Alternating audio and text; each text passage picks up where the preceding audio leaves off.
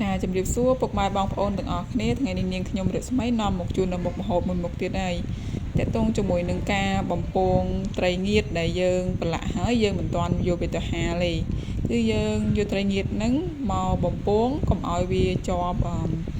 ខ្ទះឬក៏ខ្លោចខ្ទះឬក៏ត្រីងៀតនឹងខ្លោចគឺត្រីងៀតនឹងមានពណ៌ស្អាតពណ៌ល្អហើយរសជាតិឆ្ងាញ់ជាដំបូងគឺយើងចាំបាច់ត្រូវដាក់ខ្ទះឲ្យក្តៅឬក៏ប្រេងឆានោះឲ្យក្តៅហើយជាបន្តមកទៀតនោះគឺនាងខ្ញុំបានបេះស្លឹករមៀតក៏បានឬក៏ស្លឹកខ្ជាយយកមកបំពងសម្រាប់ថ្ងៃនេះគឺនាងខ្ញុំប្រើស្លឹកខ្ជាយហើយស្លឹកខ្ជាយនេះគឺខ្ញុំបេះស្លឹកខ្ជាយខាងក្រោយផ្ទះយកមកលាងសម្អាតឲ្យស្អាតជាបន្តមកទៀតគឺនាងខ្ញុំដាក់ត្រីងៀតនឹងលើស្លឹកខ្ជាយហើយខ្ញុំយកដាក់បំពងក្នុងខ្លាញ់តែម្ដងយើងអាចបំពងបែបនេះរហូតដល់ត្រីងៀតរបស់យើងគឺវាមានពណ៌ក្រហមល្អទើបយើងចាប់ផ្ដើមប្រៃឬក៏ក្លាប់ត្រីងៀតនឹងចុះឡើងដើម្បីឲ្យវាឆ្អិនល្អមានពណ៌ស្រស់ស្អាតហើយមានរសជាតិឈ្ងុយឆ្ងាញ់ចំណែកឯភ្លើងនោះវិញគឺយើងដាក់ភ្លើងគឺខ្ញុំប្រើភ្លើងចង្ក្រានក្រាស់ប៉ុន្តែលក្ខណៈដាក់តិចតិចទេភ្លើងនេះគឺរឹម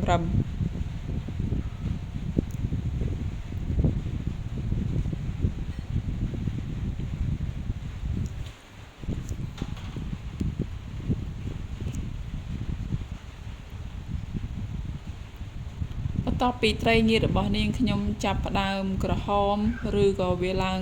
បើភាសាសាមញ្ញគឺឡើងកលាតហើយគឺនាងខ្ញុំចាប់ផ្ដើមយកស្លឹករមៀតឬក៏ស្លឹកខ្ជាយចំនួន2សន្លឹកទៀតយកមកដាក់គ្របពីលើជាបន្តមកទៀតគឺនាងខ្ញុំចាប់ផ្ដើមប្រែវាឲ្យទៅផ្នែកម្ខាងទៀតពីព្រោះផ្នែកម្ខាងគឺវាបានឆ្អិនហើយវាដូចដែលខ្ញុំបង្ហាញនេះគឺមានពណ៌ស្រស់ស្អាតវាមិនខ្លោចត្រីឬក៏វាមិនខ្លោចខ្ទះបើសិនជាអ្នកទាំងអស់គ្នាមិនធ្លាប់ធ្វើសាកធ្វើបានចាធ្វើទៅគឺបានត្រីងៀតរសជាតិឈ្ងុយឆ្ងាញ់ហើយមានពណ៌ស្រស់ស្អាតទៀតបើសិនជាពុកម៉ែបងប្អូនទាំងអស់គ្នានៅហាងឬក៏នៅអីដើម្បីឲ្យបានត្រីងៀតមានរសជាតិឈ្ងុយឆ្ងាញ់ណាជួនអតិថិជនឬក៏ភ្ញៀវរបស់អ្នកទាំងអស់គ្នាគឺធ្វើនៅវិធីមួយនេះ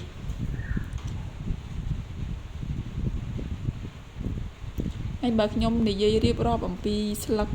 ខ្ជាយរបស់នាងខ្ញុំនេះគឺពេលដែលខ្ញុំបំពងហ្នឹងគឺមានរសជាតិឈ្ងុយប្រហើរចេញពីស្លឹកខ្ជាយនោះតែម្ដងហើយវាមានស្រួយខ្ញុំសាកយកទៅភ្លក់ញ៉ាំមើលគឺអាចញ៉ាំបានទៀតវាមិនមែនជាអ្វីបញ្ហានោះទេគឺយើងអាចញ៉ាំបានតែខណៈ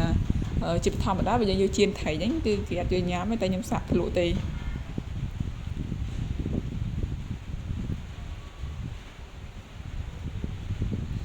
ហើយត្រីងៀតពេលដែលយើងចៀនហើយយើងដាក់នៅស្លឹកខ្ជាយអញ្ចឹងគឺវាអត់ខ្ទុះខ្លាញ់ឬក៏ខ្ទាតខ្លាញ់មកត្រូវដៃយើងទេប៉ុន្តែអ្វីដែលសំខាន់នោះគឺយើងត្រូវតែប្រយ័ត្នប្រយែងបន្ថែមទៀតដែរទីច្រើនបើខ្ញុំចៀនរដងត្រីងៀតដែរខ្ញុំចៀនគឺត្រីងៀតដែរមានន័យថាបានហាលមួយថ្ងៃឬក៏2ថ្ងៃហើយអញ្ចឹងយកមកចៀនទៅគឺវាអត់មានខ្ទាតខ្លាញ់ឬក៏ខ្ទុះជាតិទឹកអីហ្នឹងទេតែចំណែកដែលខ្ញុំចៀនត្រីដែលមិនទាន់ហាលអញ្ចឹងគឺខ្ញុំប្រើស្លឹករមៀតឬស្លឹកខ្ជាយអញ្ចឹងទៅគឺក៏វាអត់ខ្ទុះដែរអញ្ចឹងវាជំនួយបានច្រើនវាដូចតែត្រីងៀតដែលយើងបានហាលដែរប៉ុន្តែបើនៅតាមទីក្រុងអីវាមេឃខែអញ្ចឹងភ្លៀងអញ្ចឹងគឺអត់សូវបានហាលទេអញ្ចឹងបើសិនជាពុកម៉ែបងប្អូនអរគ្នាមានស្លឹកខ្ជាយឬរមៀតធ្វើតាមវិធីមួយនេះគឺល្អប្រសើរច្រើន